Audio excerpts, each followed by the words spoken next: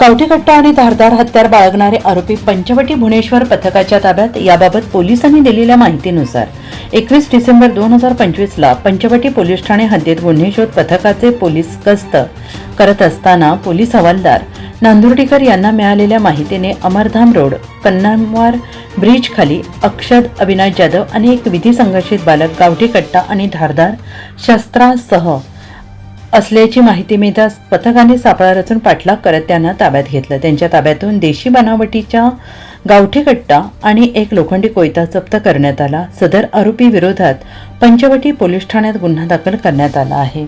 सदरची कामगिरी पोलीस आयुक्त संदीप कर्णिक, पोलीस उपायुक्त मोनिका राऊत, सहाय्यक पोलीस आयुक्त शेखर देशमुख, पंचवटी पोलीस ठाण्याचे वरिष्ठ पोलीस निरीक्षक गजेंद्र पाटील यांच्या मार्गदर्शनाखाली गुन्हे शोध पथक, सहाय्यक पोलीस निरीक्षक सतीश शिरसाट, पोलीस हवालदार महेश नांदुर्डीकर, काळे पवार, पोलीस नाईक लोणारे, पोलीस शिपाई गायकवाड, पवार देशमुख, पोलीस अंमलदार वहीकर, पोलीस शिपाई वायकंडे चितळकर, महिला पोलीस अंमलदार भुईर यांनी ही कारवाई पार पाडली आहे.